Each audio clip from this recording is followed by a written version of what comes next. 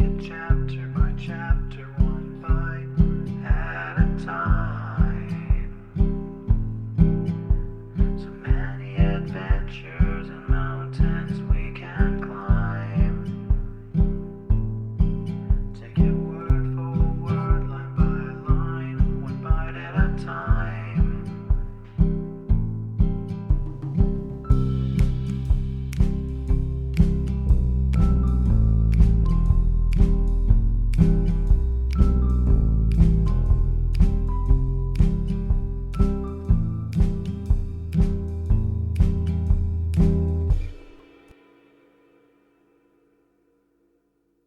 Welcome to Bite at a Time Books, where we read you your favorite classics one bite at a time.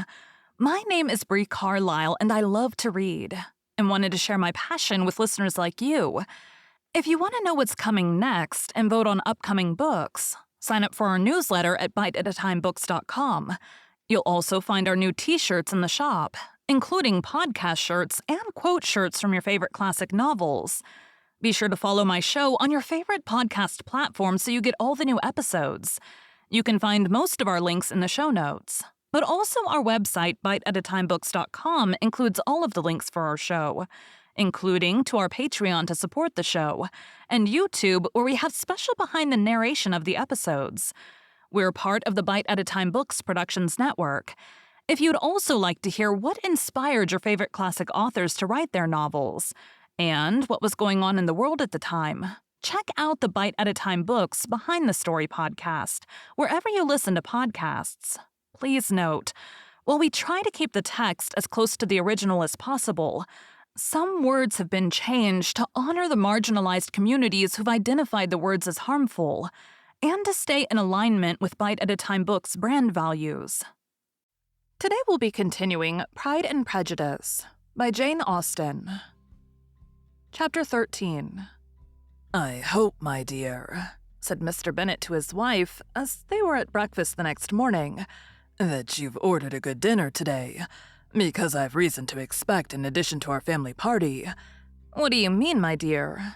I know of nobody that is coming, I am sure, unless Charlotte Lucas should happen to call in, and I hope my dinners are good enough for her. I do not believe she often sees such at home." "The person of whom I speak is a gentleman and a stranger." Mrs. Bennet's eyes sparkled. "A gentleman and a stranger? It is Mr. Bingley, I am sure. Why, Jane, you never dropped a word of this, you sly thing. Well, I'm sure I shall be extremely glad to see Mr. Bingley. But, good Lord, how unlucky, there's not a bit of fish to be got today. Lydia, my love, ring the bell. I must speak to Hill this moment." "It is not Mr. Bingley," said her husband. "It is a person whom I never saw in the whole course of my life." This roused a general astonishment, and he had the pleasure of being eagerly questioned by his wife and 5 daughters at once. After amusing himself some time with their curiosity, he thus explained. "About a month ago I received his letter, and about a fortnight ago I answered it, for I thought it a case of some delicacy and requiring early attention. It is from my cousin, Mr. Collins, who, when I am dead, may turn you all out of this house as soon as he pleases." "Oh, my dear," cried his wife, "I cannot bear to hear that mentioned. Pray do not talk of that odious man. I do not think it is the hardest thing in the world that your estate should be entailed away from your own children, and I am sure if I had been you, I should have tried long ago to do something or other about it." Jane and Elizabeth attempted to explain to her the nature of an entail.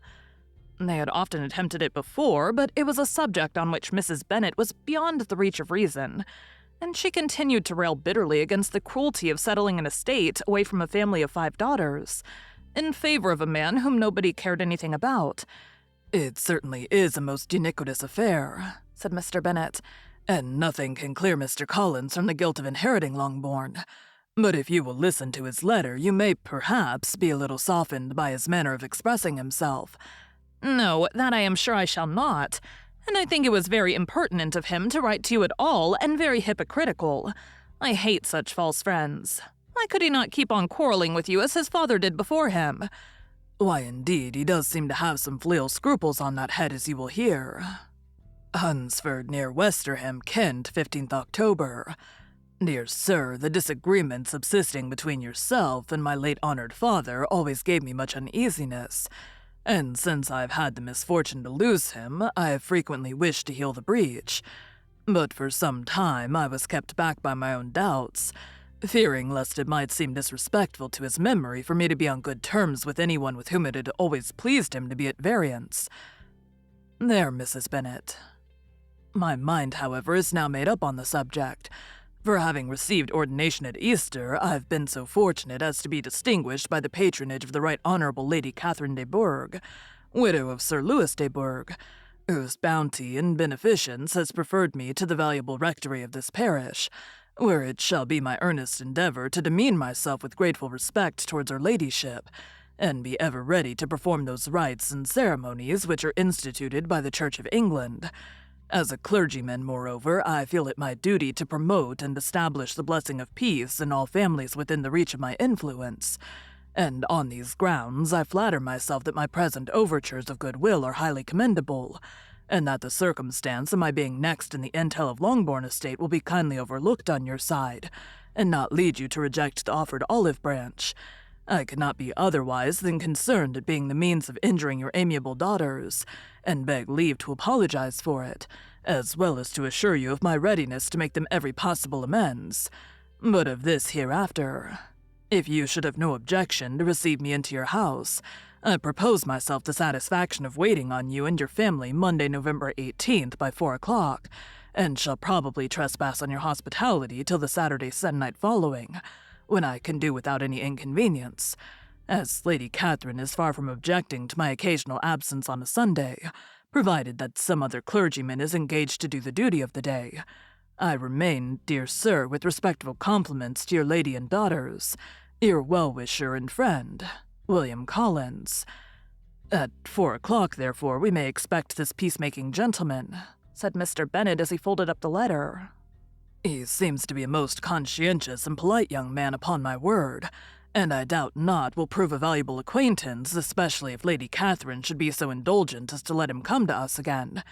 There is some sense in what he says about the girls, however, and if he is disposed to make them any amends, I shall not be the person to discourage him. Oh, it is difficult, said Jane, to guess in what way he can mean to make us the atonement he thinks our due. The wish is certainly to his credit.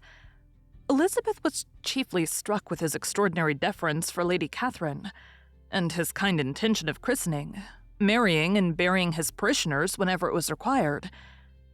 He must be an oddity, I think, said she. I cannot make him out. There's something very pompous in his style, and what can he mean by apologizing for being next in the entail? We cannot suppose he would help it if he could. Can he be a sensible man, sir? No, my dear, I think not. I have great hopes of finding him quite the reverse. There's a mixture of servility and self-importance in his letter which promises well. I'm impatient to see him. In point of composition, said Mary, his letter does not seem defective. The idea of the olive branch perhaps is not wholly new, yet I think it is well expressed. To Catherine and Lydia, neither the letter nor its writer were in any degree interesting. It was next to impossible that their cousin should come in a scarlet coat, and it was now some weeks since they had received pleasure from the society of a man in any other color. As for their mother, Mr. Collins's letter had done away much of her ill will, and she was preparing to see him with a degree of composure which astonished her husband and daughters. Mr. Collins was punctual to his time, and was received with great politeness by the whole family. Mr. Bennet indeed said little, but the ladies were ready enough to talk, and Mr. Collins seemed neither in need of encouragement nor inclined to be silent himself. He was a tall, heavy-looking young man of 25. His air was grave and stately, and his manners were very formal. He had not been long seated before he complimented Mrs. Bennet on having so fine a family of daughters, said he had heard much of their beauty, but that in this instance fame had fallen short of the truth, and added that he did not doubt her seeing them all in due time well disposed of in marriage. This gallantry was not much to the taste of some of his hearers, but Mrs. Bennet, who quarreled with no compliments, answered most readily, "You are very kind, sir, I am sure, and I wish with all my heart it may prove so, for else they will be destitute enough. Things are settled so oddly." You allude, perhaps, to the entail of this estate? "Ah, sir, I do indeed. It is a grievous affair to my poor girls, you must confess. Not that I mean to find fault with you for such things. I know are all chance in the world. There is no knowing how estates will go when once they come to be entailed.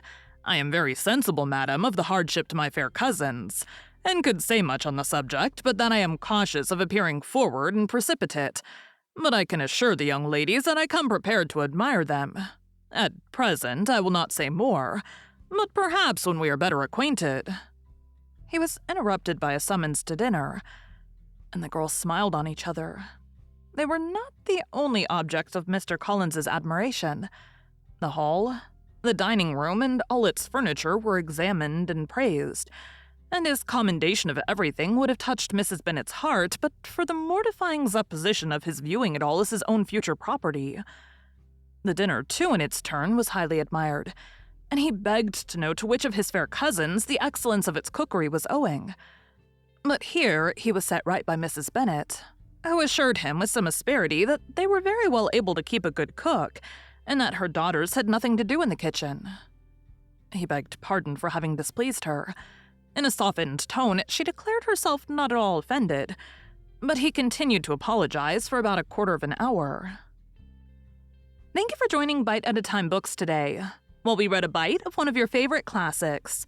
Again, my name is Bree Carlile, and I hope you come back tomorrow for the next bite of Pride and Prejudice. Don't forget to sign up for our newsletter at biteatatimebooks.com and check out the shop. You can check out the show notes or our website, biteatatimebooks.com, for the rest of the links for our show. We'd love to hear from you on social media as well.